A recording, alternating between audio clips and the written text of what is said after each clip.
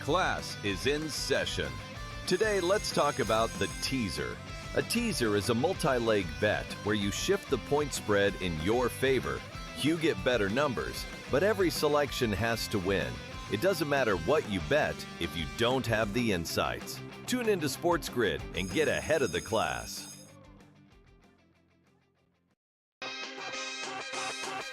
I don't think he was trying to take a shot at the team at all. It was just a plain and simple and obvious fact. I think what's difficult, though, is, and I agree with you, right? I guess I agree with LeBron. The assessment of it all, it's why the Lakers organization seems to be comfortable with that truth, unless they disagree. But again, I don't really know how you disagree. Game time decisions, only on SportsGrid. You guys had 2 weeks to prepare for this game. You knew you were facing a Mike McDonald defense that disguises everything, and that was your game plan, to play scared. I mean, Mike Vrabel, I love the guy. He played that game, Donnie, like it was a preseason scrimmage in August and not the Super Bowl. The early line, only on SportsGrid. It looked like a clump of grass. It didn't look like an eagle. That's the one, by the way, that USA Today claimed was the best ad. They thought the Lay's ad was number 2. The worst ad was any ad that had AI in it or had an AI company behind it. It wasn't because of the AI. It was because they were the most nonsensical ads you've ever seen. Does anybody look at these ads and understand if they are actually trying to do what they're trying to do, which is to showcase the product as opposed to being great with AI? Very embarrassing. Newswire, only on SportsGrid.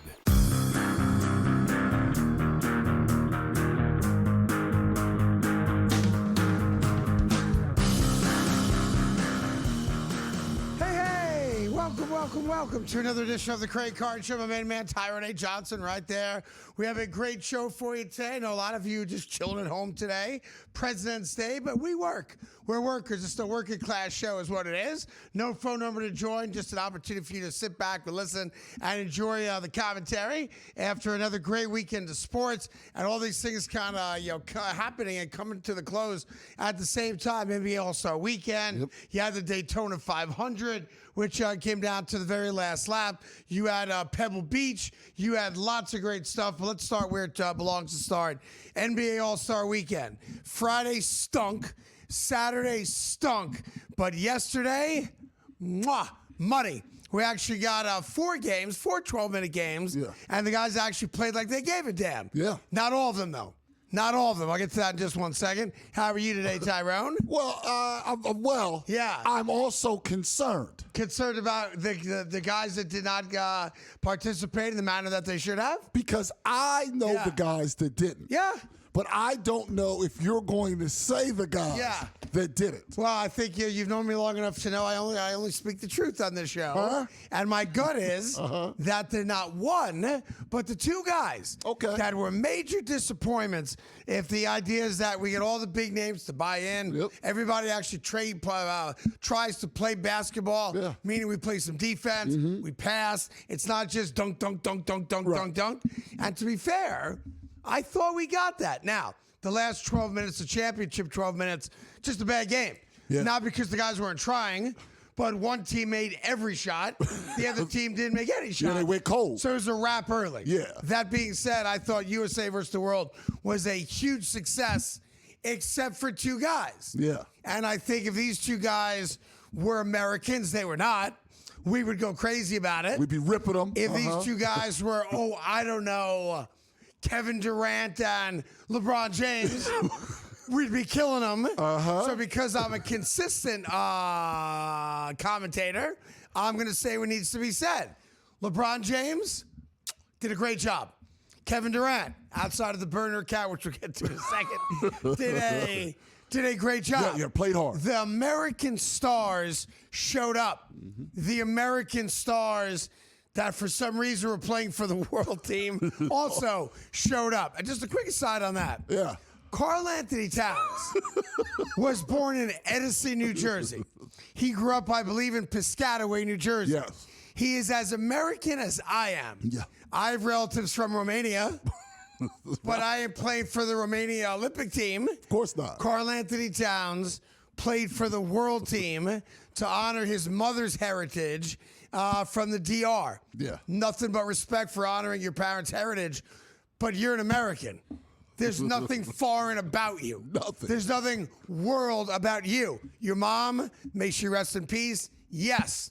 But I always find it interesting when we kind of grease the skids for a guy to get on an Olympic team, or in this case, the All-Star team, as a world player when he was born in America. And by his own admission, I think he's only been to the DR once. Yeah, he did not. It was strange. It was very strange. Like, yeah. And then he played okay. Right. No, they actually needed him because of one of the guys you're about to rip in a little while. They needed him because they needed size on that squad. He did help them. Yeah. But it was odd that he was on the world team at all. I agree. Now, when he was like 13 or 16 years old, he did play for a Dominican national team. So it's not the first time he's ever done it. That's just because he was tall. There's nothing Dominican about him. No. I'm not even sure if he speaks Spanish. No, he doesn't speak Spanish. He lives. No, he's on the Knicks. He would have been speaking Spanish at this point if he could. At some point, I guess. All right, so here's the two guys that, and I've searched high and low. I don't know if people are afraid to criticize them, or if the weekend or the Sunday yesterday was such a great success, no one's really paying attention to it. Mm-hmm. But I want to be fair about this. If LeBron had done this, I'd be on him like white on rice. You would be. If Durant had done this, I'd be on him like white on rice. If you pick your favorite star, don't matter to me, right? So I think we have to be fair about this. What Luka Doncic did and what Nikola Jokic did, frankly, is everything wrong with the NBA. It's what we've been talking about. Why is the All-Star weekend, so bad? Because the biggest name stars either A, don't participate, or B, their participation is a clown show. So those two guys, you have a multiple-time MVP, and for some people still arguably the best player in basketball. And you've got Luka, who obviously at worst case scenario is a top 3 guy in the NBA. At worst. And in the first 12-minute span that the world team played, they played 5 minutes each. Yep. The second game that the world team played in, they didn't suit up. They didn't play. They said, nah, we're good. Now, this is a world team already missing Giannis due to injury, missing SGA due to injury. So there's no debating, even with those guys, that the two biggest stars on the world team are Luka Doncic and the Joker. Yep. And those guys decided to do, frankly, the most American thing they have ever done in their lives. And that is sit out an All-Star game. And in the 5 minutes they did play, show no interest in playing basketball. Yeah, it was terrible. And the other part, and I think the reason it wasn't, I don't want to say ducking smoke out of fear, but they saw that, these guys are actually going to play defense. So if we participate, we got to play. We got to play. And they were like, you know what? My hamstring, the injuries, blah, blah. Now, they're not the only guys banged up halfway through an NBA season, but they decided, you know what? I don't want to do that. Yeah. The credit to Wemby for picking it up for him. Not just did Wemby try to play, Wemby was pissed. Yes. That they lost that first game, which went into quote-unquote overtime. Yeah. Because obviously the Americans need a 3, and he was pissed off that Karl Anthony Towns tried to double up a drive to the lane when you know it's a driving kick. Right. Because the two don't mean nothing. And Wemby was pissed. And by the way, that endured himself to me. I agree. Like, I'm not a Wemby guy. I respect he's a great player, obviously, and probably the best defensive player in the sport today, although he's not going to play enough games to become Defensive Player of the Year, which is a whole side story. But, yeah, guys like that bought in. They did. So for all the attacks that we've all heard and many of us have uttered towards the Adam Silver NBA, again, I thought Friday was an embarrassment. We'll get to that. I thought Saturday was worse. Yesterday, though, nice job. Yeah. I know the last game wasn't competitive, but not because they weren't trying. Yeah. Now, here's the overall issue. I think, again, even though Sunday was saved, and by the way, if we're going to play the game at 5 o'clock Eastern, can you let us know? Can somebody just, make an announcement at some point that because of the Olympic coverage on NBC, we're going to play this game at 5 p.m. and not at 8 p.m.?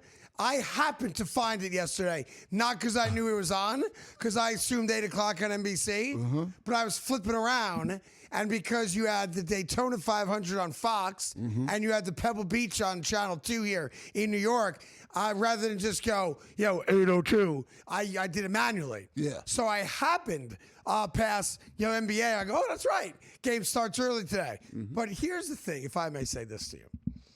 And I'm not sure what the NBA can do about it. Probably nothing. It's not even their fault, right? But it's weird to me that that this year that the dunk contest was an all-time worst. It was bad. All right? We actually had more concussions suffered in the dunk contest than legitimately good dunks. Yes. All right? And then in the three-point shootout, and look, I know Devin Booker missed his last three. If he makes 2 of those 3, he wins, and no one's saying anything about it. But the fact is that the winner of the three-point shootout won it with only one Achilles attached to his body. And he has not played a game this year. I'm not even quite sure why Dame Lillard was in the three-point shootout, but to his credit, he won it. But to take that into stock, the three-point shootout winner is a guy walking with one Achilles right now. The dunk contest had more concussions than good dunks. Yeah. That's not good for the overall product and the health of the NBA. Can we agree on that? Completely agree on that. Thank you. Completely agree on that. This reminded me when Craig Hodges was the defending champion, wasn't on a team. Wasn't in the league. So he wore like an NBA jersey to try to defend it. Yeah. Only Craig Hodges didn't win. Dave does all that and wins. Right. It's a problem. Yeah. And it's like now look, Devin Booker had 3 shots, 1 to tie, 2 to win, and he bricked all 3. Yeah, just so happened. he had a shot, but overall, a positive weekend of basketball, and good job by the NBA.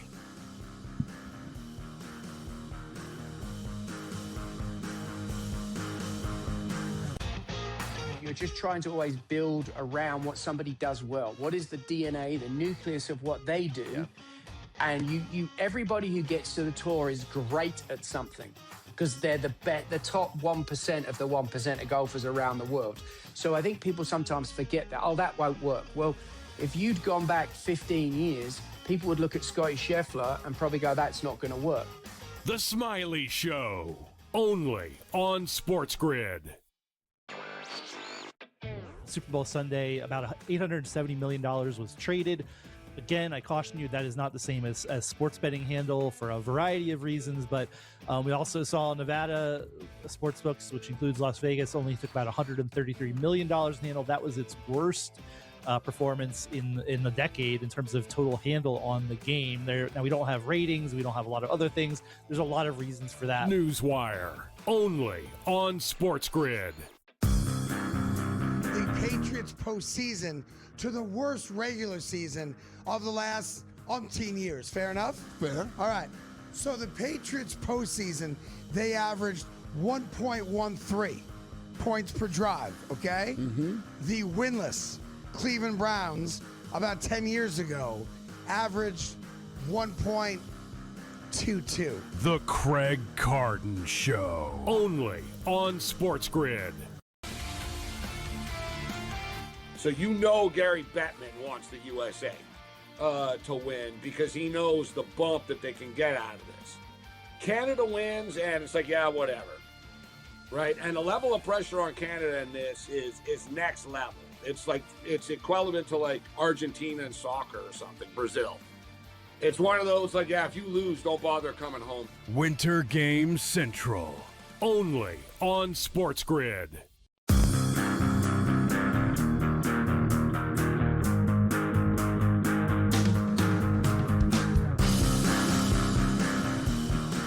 Welcome back to the Craig Carton Show. Tyron Johnson here as well. I thought it was funny that Jackson Hayes put out a still photograph comparing his dunk to Michael Jordan's free throw line dunk, from 30 years ago. The problem is that Jackson Hayes didn't take off from the free throw line.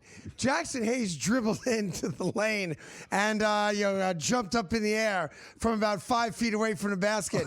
It's one of the worst dunks in the history of the dunk competition, but he thought it would be fun to compare it to Michael Jordan's legendary dunk.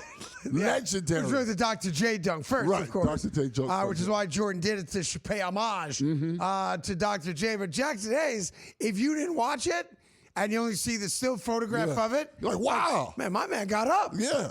Not realizing that's where he took off from. Right. That close to the rim is where he took off. It was terrible. Yeah. They should have sent his ass home. And at that point, they should have sent his ass home. What happened to the tweet from a year ago when John Morant and Giannis both said after little white guy Mac McClung won his third straight or second straight, whatever it was, dunk competition. Mac McClung's got me want to get into the dunk competition. I think Ja said it, and then Giannis responded, "If you're in, I'm in." Yeah.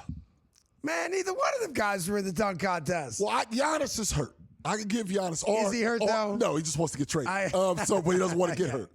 Ja. Yeah. There's really no reason for him not to do it. Right. I would love to see John Morant because John Morant does some stuff that very few guys can do in games. In games. So let alone what would happen there. I also think it's got to get to the point if you want full participation, you got to get rid of the, like E40. Like I'm a fan of E40. I'm the right age to bring out E40. But like LeBron and those guys aren't going to spend their time booking other people to dunk over. It's probably just got to go back to you just go dunk. Just go dunk. Just go dunk. Do you think no ladders, no cars? Just dunk. Just go out there and dunk. Anyhow, the fact that we're talking about, I think, is a positive for the NBA. A couple little just gripes, if I can. Sure. I'm a very positive person, as you know, and many of you know that my favorite song in the history of music happens to be the national anthem. It is. It's the thing that you're most wrong about. It's my favorite song of all time. As a song. Yeah, I actually collect versions of it. So if you go to my my Spotify account, I have one page that's just national anthems. So you have Whitney, for example. Say again? Whitney Houston, you have her version. Of course you have Whitney's Marvin Gaye's version. Marvin Gaye, which, by the way, was ripped at the time. That was the Madison Square Garden All-Star game back in the 70s. I thought it was brilliant. I loved it. Yeah. I actually liked Fergie's. Oh, you liked Fergie's? Yeah, I liked Fergie's. Hendrix? Hendrix. I prefer singing. I prefer singing, but obviously I appreciate his ability as a guitarist. Right. But I'd rather somebody sing. All right. And so I want to be fair about this. Brandy killed it in a bad way. Brandy set it back. For every great performer out there that wants to make the anthem their own and put their own little thing like you were just talking about Marvin Gaye's, which was a new version. I've never heard that version, like a talky version versus, melodic singing version. Yeah. What Brandy did was insulting to the song, B, embarrassing to what was a decent career when she was a teenager. But now I know why Brandy hasn't put out a hit song in 30 years. She can't sing. I tell you what, here's the problem. When you make the head of Lilith there sound like a better singer doing the Canadian anthem than you do singing my anthem, you know we got a problem. That's a better song. Brandy killed it in a bad way. Now, I'm America over Canada. Oh, Canada, a superior song. No, it's not. Stop Yes, that. it is. Stop that travesty. Oh, yeah, I really felt it. I know where you got that idea from, too. No, you don't. Your former colleague at WIP in Philadelphia, Al Morganti, once went on the radio and said, I got to tell you, Angelo, the Canadian anthem is better a song than the Shut Your Face. He's right. Shut your face. Al Morganti, a dear friend of mine. Yeah, I know. That's where you got that dumb pro-Canadian crap. I like that. By the way, it's not a bad song. It's a great song. I'm not saying it's a bad song, but it's not the national anthem. And Brandy did a disservice to our troops, to good Americans, and anybody who loves that song. Do you have like a list of gripes? Well, I got a couple more. All right, I was just wondering. I got a couple more. Okay. But if you want to finish the thought on this one, feel free. Also, back in the day, the USSR anthem. I don't know what they were saying. Great anthem. That was a great anthem, the USSR anthem. You can't go with the Cold War Russia anthem. I want America better country. USSR better song. No, it's not. Like he was just like, oh man, he was like, that's real. All right, my next gripe, and I'm not going to spend too much time on this one because it becomes political, and I don't want it to be political. But I have to mention it, or else I'm not doing my job. Spike Lee should be banned from every basketball game for the rest of his life. Because the fact that there happened to be a player, Avita, from the Portland Trailblazers. Yes. Denny, I think I pronounced the last name right, Avia, who happens to be an Israeli-born player. First time in the history of the NBA All-Star Game that we had an Israeli-born player. And he didn't play bad. Played pretty well. Played fine. Played He's pretty a well. good basketball player.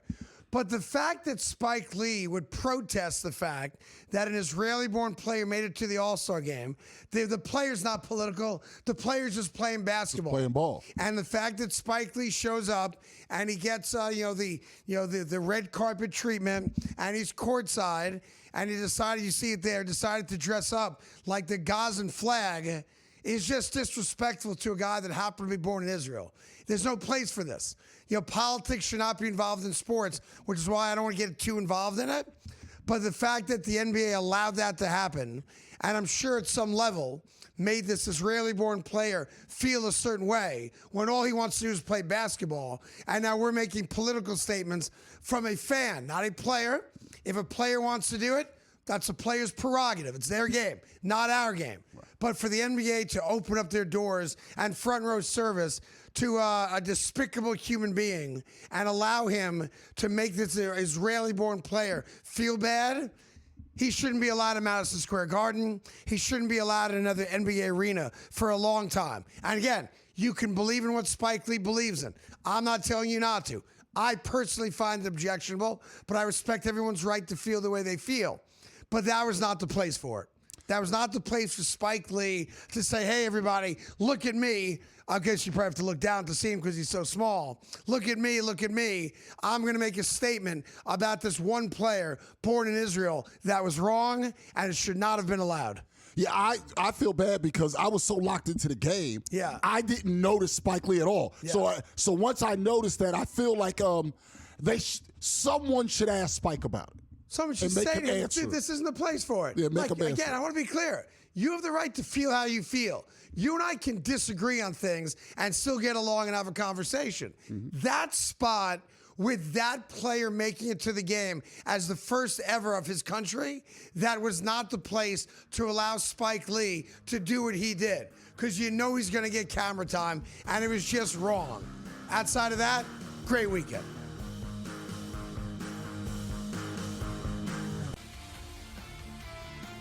The level of hockey is being played. Like, if you're not really into the NHL, you should watch this and you will enjoy it. Like, it's a different level of hockey. Like, the NHL, basically, there's like 6 really good guys on each team. And in the Olympics, like, every guy is good. Like, it's next level. It's something to behold. Winter Games Central, only on SportsGrid. Road trips to Kentucky and Tennessee, which are pressure environments where mistakes can snowball a team quickly. And not even listen out of those games there. How about the home games they have left with Alabama and Florida, who bring size, who bring pace, and physicality that punish you on both ends of the floor. College basketball today, only on SportsGrid. The Patriots postseason to the worst regular season of the last umpteen years. Fair enough? Fair. All right. So the Patriots postseason, they averaged 1.13 points per drive, okay? Mm-hmm. The winless Cleveland Browns about 10 years ago averaged 1.22. The Craig Carton Show, only on SportsGrid.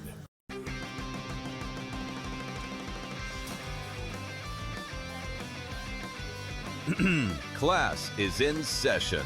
Today, let's talk about the teaser. A teaser is a multi-leg bet where you shift the point spread in your favor.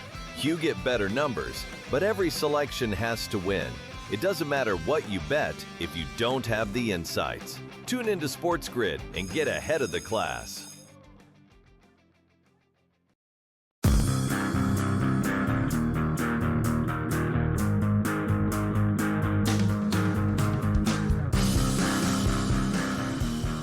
Welcome back to the Craig Carton Show. Tyron Johnson here as well. I do like NASCAR. I did watch some of, not all, of Daytona. I did catch the final 10 laps, and that last lap was a doozy. Crazy. 2 different accidents, cars flying all over the place. And then the Toyota Reddick wins the Daytona first time ever. Mm-hmm. And then it turns out, we learned right after, that is a car and a team owned by the greatest winner of all time. My guy, Michael Jordan, owns the Daytona 500 winning car. But that's not the entire story. I mean, he was emotional. Yeah. He was emotional. Don't forget, he sued NASCAR. They settled their case. Mm-hmm. I'm not sure what the case was about, quite honestly, but I know that people say it changed the sport for the better. I'm not claiming to know a lot about that. But that's just the guy that knows how to win. All that guy touches is gold. But then something happened that, again, if it were LeBron, I'd have to comment on it. So you want to be careful with the sentence? You want to be careful with the sentence? Everything he touches is gold? Except for a 10-year-old boy's ass.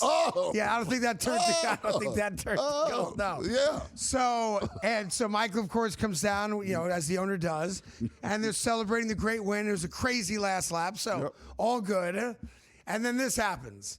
And honest to God, I don't quite understand what he's doing there. The hell you doing there, Mike? And the boy didn't understand either. No. So he's squeezing the boy's ass, kind of, and then he's scratching the back of the boy's leg. Now, in any other world, let's say pre-2013, no one thinks twice about that. Right? Right. That's Michael Jordan. That's the driver's son, I believe, is who that kid is. Yeah. Which is why he's there. And I think he may even have some health issues. Yeah. So Michael, of course, sensitive to the young boy. And he knows him, the kid, and he's poking at him a little bit. This is not him touching a random boy's ass. Right. Or scratching a random boy's hamstring. Kid he knows. He knows this kid has a relationship with the kid's family. Yes. But in the post-Epstein world, and in consideration of a lot of the things we've been reading about with well-known, powerful people over the last, certainly a few weeks. For sure. And few years for sure, it's icky. It's icky. Now, I'm not sure if Michael has commented on it yet publicly. I'm sure he's going to. I'm sure Reddick, the driver, who I believe that's his son, is going to. But I cannot tell a lie. I don't know what the hell he was doing. I'm sorry. It looks bad. I'm not saying it is bad, but man, it looks bad. And I'm sure he's trying to be like the playful uncle. Yeah, but kind. 1, 2, 3, 4, 5, 6, 7, 8. He's relentless. Yeah. Like Mike is that relentless drive doesn't stop for him. Now, I'm sure in his mind, look, this kid's father just won the Daytona 500, so I'm goosing him a little bit. Yeah. But 8 gooses? It's a lot of gooses. And by the way, I could probably live with the goosing. But when you go for the hamstring tickle or the hamstring scratch, I'm sorry, Michael. You know I'm the biggest Michael guy on the planet. Guilty as charged. And everyone knows that about me, right? Yeah. I'm having a tough time with this video. I don't know what the hell he was doing. What happened to tapping the kid on the right shoulder and then moving to the left? So when he looks, you're on the other side. Something like that. Or maybe you want to bear hug the kid. You want to pick the kid up. You want to give him a noogie. Champion. Yeah. That kind of stuff. And I'm fine with all that. Yeah. Like, my kids grew up, as you know, surrounded by a decent number of celebrities who were, former athletes. And those guys, would pick my kids up, bear hug them, fake wrestle with them, fake, box, give them noogies, that kind of stuff. Oh, that's fine. But I don't have a single celebrity friend that knows my kids from when they were that kid's age, whoever grabbed my kids' asses or tried to tickle their hamstrings, certainly not in public, fingers crossed in private either. Yeah, I think you're good there. I don't understand it. Yeah. And then, so he's elated in the moment. You saw how emotional he was when he had the trophy. And then that's your release while the driver is making his speech. And by the way, Michael's got kids about that kid's age. Yeah, he had a restart. With his second wife. Yeah, Michael had a restart. Yeah, he's got the older kids, of course, that that everybody knows. But he's got younger kids who might at best be 12 or 13 years old. He followed Dr. J in that way, who also reset. I'm going to have more kids. Yeah, with new wife, with new kids. New kids. I can afford it. That's exactly. I'll tell you a funny story. My buddy had a tryout to become Michael's private chef. Oh. And they went out on his yacht and cooked for Michael's wife and some of her friends. And did a great job. He's a great private chef. Used to be Tiger's private chef. And when he came back, Michael's chief of staff said, "You did a great job. Everybody loved the food, but we can't hire you." And he said, "All good. Just can you tell me why?" And he said, "Michael said you're too handsome. You ain't going to be alone on a boat with his wife." You know what? I can understand that. I can understand that. That's right. lonely woman, good-looking chef on the high waters. That doesn't end well for anybody. So anyhow, we're going to find out. I'm sure Michael will give us a statement a little bit later on today, but not a good look.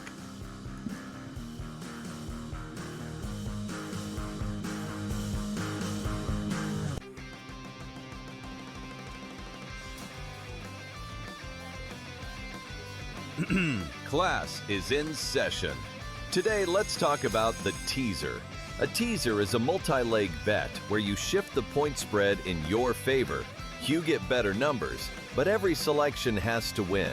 It doesn't matter what you bet if you don't have the insights. Tune into SportsGrid and get ahead of the class. I don't think he was trying to take a shot at the team at all. It was just a plain and simple and obvious fact. I think what's difficult, though, is, and I agree with you, right? I guess I agree with LeBron. The assessment of it all, it's why the Lakers organization seems to be comfortable with that truth, unless they disagree. But again, I don't really know how you disagree. Game time decisions. Only on SportsGrid. You guys had 2 weeks to prepare for this game. You knew you were facing a Mike McDonald defense that disguises everything, and that was your game plan, to play scared. I mean, Mike Vrabel, I love the guy. He played that game, Donnie, like it was a preseason scrimmage in August and not the Super Bowl. The early line. Only on SportsGrid. It looked like a clump of grass. It didn't look like an eagle. That's the one, by the way, that USA Today claimed was the best ad. They thought the Lay's ad was number 2. The worst ad was any ad that had AI in it or had an AI company behind it. It wasn't because of the AI. It was because they were the most nonsensical ads you've ever seen. Does anybody look at these ads and understand if they are actually trying to do what they're trying to do, which is to showcase the product as opposed to being great with AI? Very embarrassing. Newswire. Only on SportsGrid.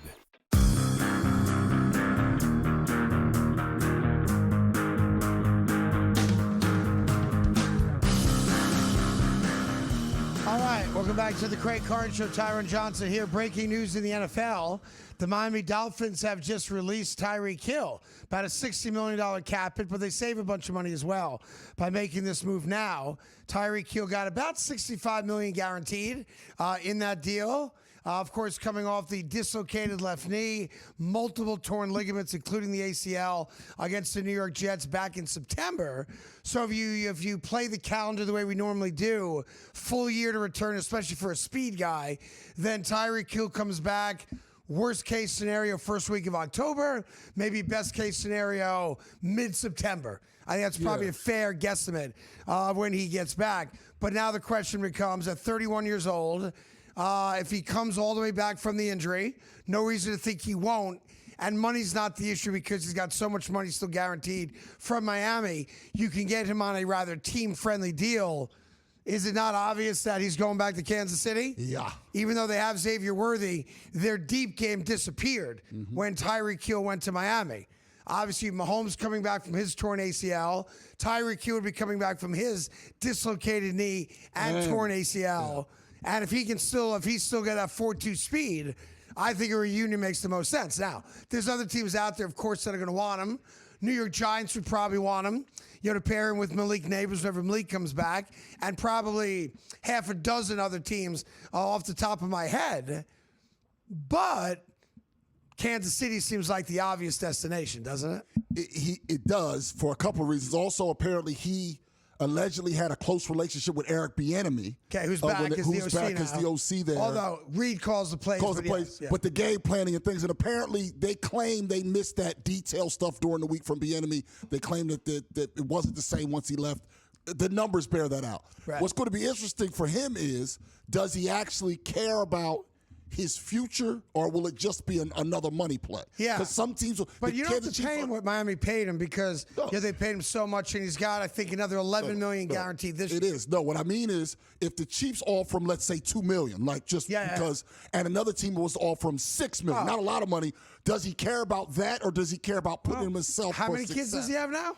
He has a lot. How many baby mamas does he have now? A lot. So as much as he's made a boatload of dough and has a minimum of $11 million guaranteed this year based on what the contract was, and he made over $60 million guaranteed with the Dolphins, he's got a lot of mouths to feed. And he's not going to be making this kind of money, into his mid to late 30s. He's got maybe a 3-year window It's a left. wrap. Right, got maybe 3 years. I think in your example, does he take 2 for 6? Probably takes the 6. Right, and that's going to be interesting because while it makes all the sense in the world, there's a bug in the studio. And it makes all the sense in the world to go to Kansas City. There's probably a team out there who would offer more money than the Chiefs could afford to do. Like the Chargers, who need a wide receiver to finally get Justin Herbert over the hump, right? Like the Rams, who might want to have someone come in there and, as Devontae Adams gets another year older, and you have Puka as a third choice for Matt Stafford. Seattle, obviously Detroit, money. JSN. The Patriots Cooper have Kupp's money. About done. Patriots have New money. England. They have money. Who obviously, I don't know if Stephon Diggs coming back or not, but New England makes a lot of sense to me. And I said the Giants. Yeah. The Giants don't know exactly when Malik Neighbors is coming back, but they have gone all in on Jackson Dart. It'd be nice to give Jackson Dart a legitimate deep threat, especially without the guarantee that Wan'Dale Robinson's coming back for them, because that seems to be a bit of a question mark also. The other part, though, from the team perspective is, do you want that guy in your locker room? Now, the Chiefs have proven if everything is solid enough, you can win with him. Yes. But he is a distraction at times. I think it's a distraction when he doesn't respect his quarterback or maybe even the head coach. I think Tyreek Hill, with an Andy Reid type, with a Mahomes type, meaning a Stafford type. He fell right in line. I think Tyreek Hill is probably a great teammate. I think when you're a guy like him and you have, 800 some odd receptions and over 10,000 yards and blah, blah, blah, and you're used to playing with one of the greatest quarterbacks to ever play, and now you're like, Tua? And McDaniel? All of a sudden, if you give him, Jim Harbaugh, if you give him McVay, heck, San Francisco, right? Yeah. I mean, that would make a lot of sense to me also. Go play with Shanahan, give Brock Purdy a threat, considering the fact that they've lost half their wide receiving core. So I think there are teams that immediately will reach out to Tyreek Hill's agent and say, what's it going to cost and what are we looking at? And by the way, how's recovery going? Yeah. Right? Yeah, now that makes a lot of sense. Now, the issue is, while they saved $22.8 million, Miami's a team without a quarterback, with a brand new GM and a new coach, that's taking a $60 million cap hit. That clearly means that they're basically saying out loud, we're going to be like the Jets in this division, but we're going to do it and then rebuild from scratch from there.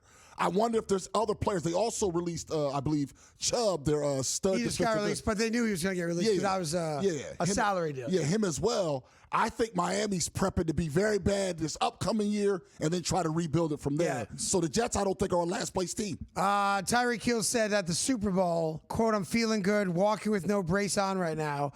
I'm in my second week of walking with no brace. So he's now almost a month without a brace. So maybe jogging soon. So whatever. So his recovery is on target to be ready for, let's say, mid-September. Yeah, I mean, maybe they pup list him. He's out 4 to 6.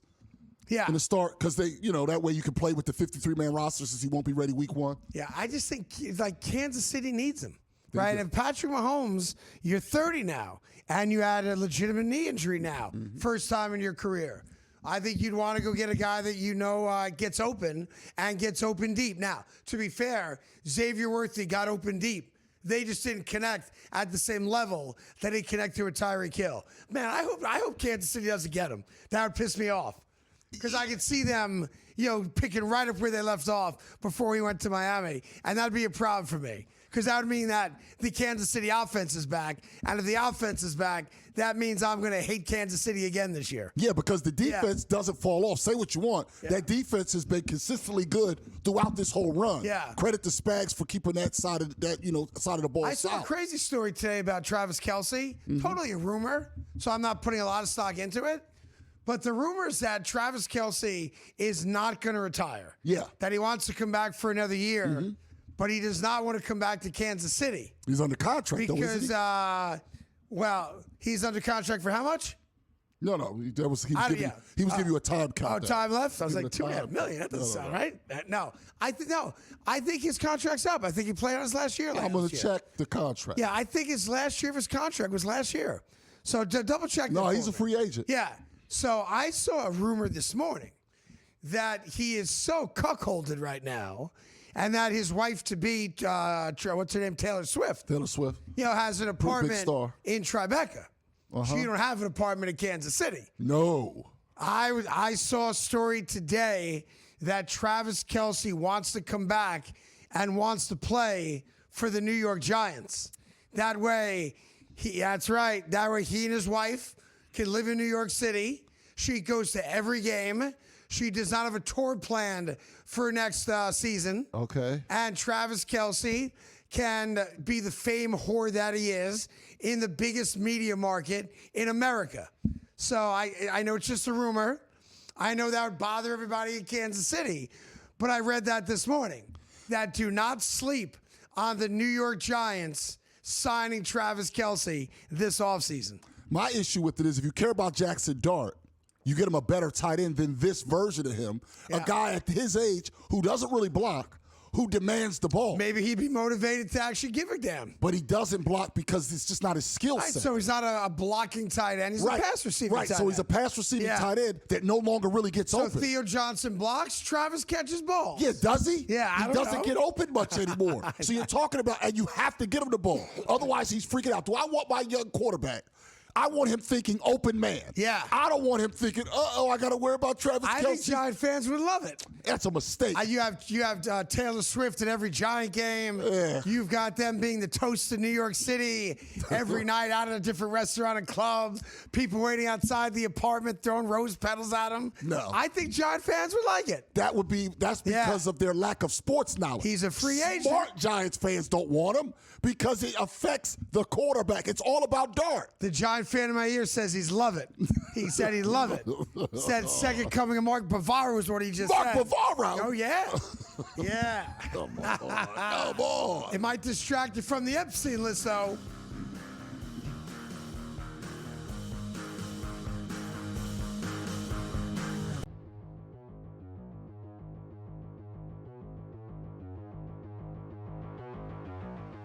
All right. This is the one that always gets me every year. We've been doing this for years in fantasy, and we're going to do it again this year, and there's going to be some fantasy provider that's not going to give a good answer.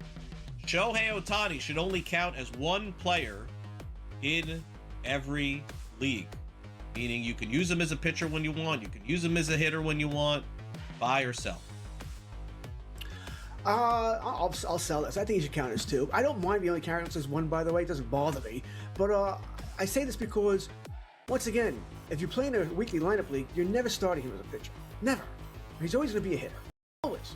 All right, the Giants have already said they're going to start the season, and David Roberts mentioned he doesn't know for how long, with a six-man rotation. So you're never going to get 2 start weeks out of him. He's only going to get 1. He's too good a hitter to leave out of your lineup. You're in a daily lineup league. It's a little different, right? Then you can use him as a pitcher there. So, and I also want to see the strategy, Craig. We know he's going number 1 overall as a hitter, but where does he go as a pitcher? I'm kind of curious to see what round he'd go with, right? He's, once again, once a week, he's not going to get 32 starts. So you're probably looking at 26 starts here. So where does that put him? Round 3, round 4? I like the strategy of it. So I'd like to see him count twice there. That being said, I don't currently play in any leagues where he can go as a hitter and a pitcher. It's always just one player. Which makes no sense to me whatsoever, that they cannot figure this out to make him just one player. He's the most valuable player in the world because of what he does. So he should be just one player, which you can just toggle in and out. Figure this out software-wise. Come on. There's never been a player like this before. I mean, I'm hosting Newswire. I'm hosting Fantasy Sports Today. Am I 2 guys? No, I'm 1. Fantasy Sports Today. Friday, starting at 3 p.m. Only on SportsGrid.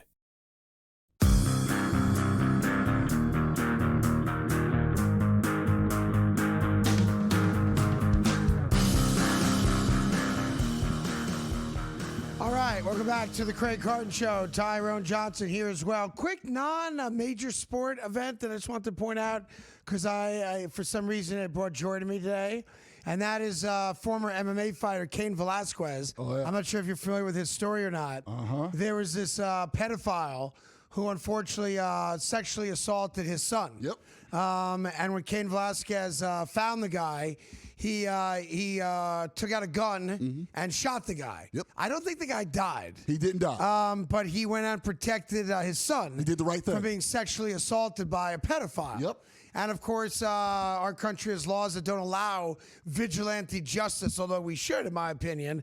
So he got a prison sentence and has been in prison for the last year.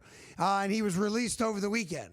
And again, take out everything else about Cain Velasquez, the fighter, whatever you might think. I'm so happy he's out of prison. And there's not a father on the planet that does not support what Cain Velasquez did in protecting his son after his son had been sexually assaulted. So I just want to say a tip of the cap to Cain Velasquez and his family who stayed together. Yep. His wife did not leave him while he was incarcerated. And he got out of prison. I think he wound up serving off and on 3 years. I think some was house arrested first, but he was in a prison He was only for the last year. Yeah, he was in prison for 11 months. Prison for 11 months out of a possible 5 years. Yeah, I think So he he's got out some early. credit towards being sent home when the case first happened. And he did that. He had house arrested first because he was not a threat to the community, et cetera, et cetera. Right. But he did do time, and he never should have, in my opinion. It's too bad the guy didn't die. I wish he had died.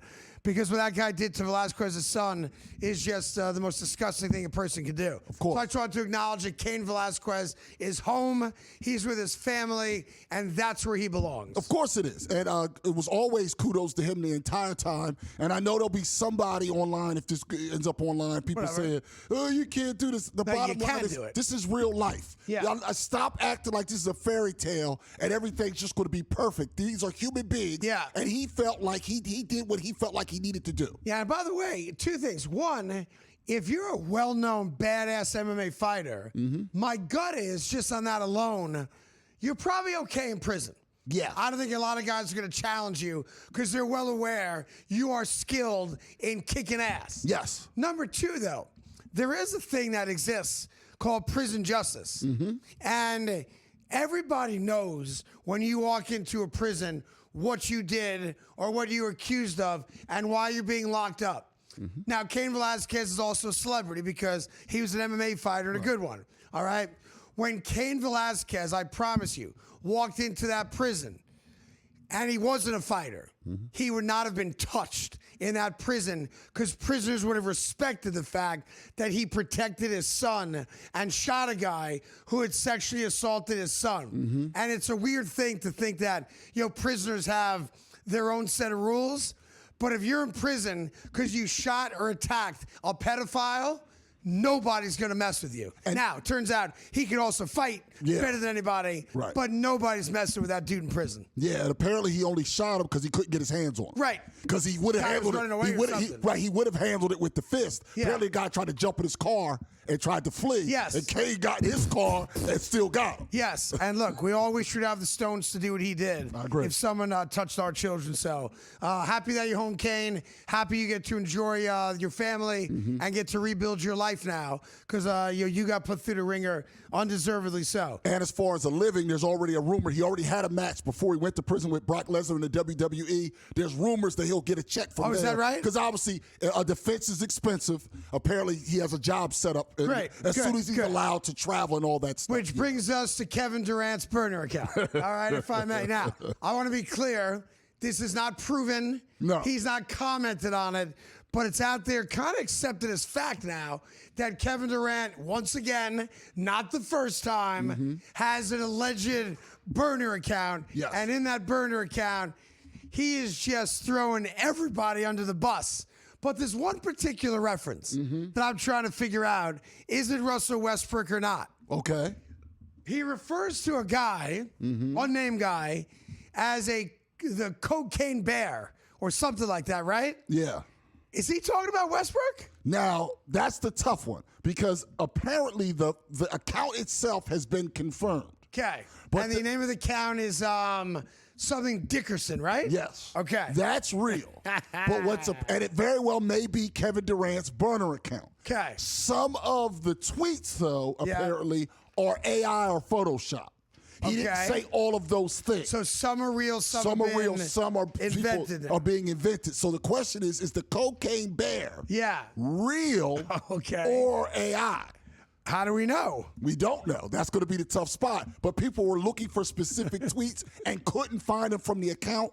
And it appears the account hasn't deleted any tweets. So the account's real, and none of the posts have been deleted just yet. No, but there's some things that are missing, which makes people think that some of them were embellished. Well, let me give you some of them. Mm-hmm. I can't trust Jabari to make an effing shot or get a stop. He's low key. Yeah, well, listen. Can I say it? I can say it, right? I don't know. You have to question it ends in tarded. No. I will say Parker's offense has not developed to the level people thought in Houston, but he can get you a stop. I swear I miss Ben Simmons. At least that blank would give me the ball. Well, that's all. Ben's scared to shoot. No one else is going to be that afraid. Probably talking about Sengun. He referred to, allegedly, refers to Frank Vogel as, was it Hitler? Yeah. He said Devin Booker and Frank Vogel, two dictators, Stalin and Hitler, Mussolini and Kim Jong-un. The Suns are my team when we lose, and they're Booker's team when we win. That sounds like it might be him. Yeah, I don't know about him knowing all those dictators, though, and how to spell them. Because I don't know how to spell Mussolini. Yeah. He knew how to spell Mussolini. Maybe he spell checked it. That's possible, right? That's possible. Anyhow, look, Kevin Durant has always been accused of having burner accounts throughout his entire career. Yeah. And here's what's funny about it. Now dudes are lashing out at him saying, what do you expect from a single, kidless, friendless basketball player? He ain't got nothing but time. So if you're bored, they got all that money, and you're on your phone, you might set up a burner account and say things about people that if you said them yourself might cause a problem. But everybody seems to know you're the guy saying it, so now he's got a problem. He's got to create another account. He's got to make another burner account. He's got a new account to respond to the old account. This is not Kevin Durant. Anyhow, gotta love KD.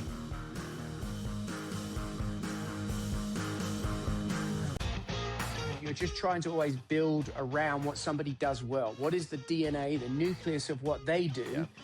And everybody who gets to the tour is great at something because they're the top 1% of the 1% of golfers around the world. So I think people sometimes forget that, that won't work. Well, if you'd gone back 15 years, people would look at Scottie Scheffler and probably go, that's not going to work. The Smiley Show, only on SportsGrid. Super Bowl Sunday, about $870 million was traded.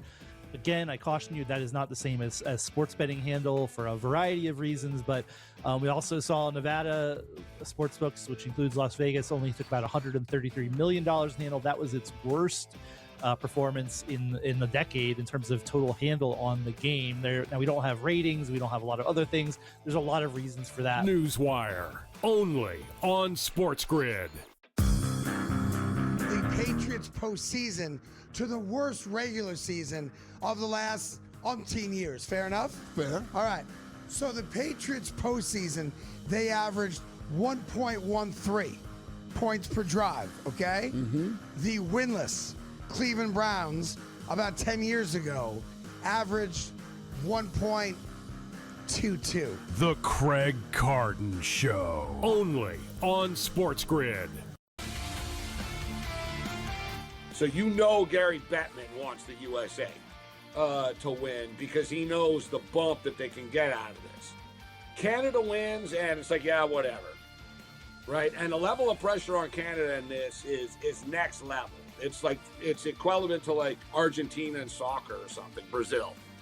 It's one of those like, yeah, if you lose, don't bother coming home. Winter Game Central, only on SportsGrid.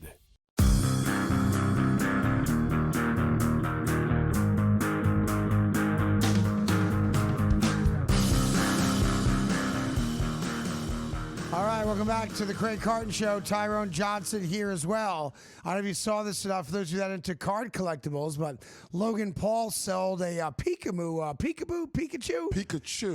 card for $16 million last night. Pikachu Pokemon card. Pikachu. Yeah, there you go. Yeah. Pikachu Illustrator card sold for $16.5 million yesterday, but a lot of people are concerned about the manner in which the card ownership took place. Now, he's responded to it this morning, but as the story goes, or the original story, was that Logan Paul sold half the rights to the card in fractional ownership to anybody that wanted to buy a piece of the card. And he sold half the card for about $2.6 million.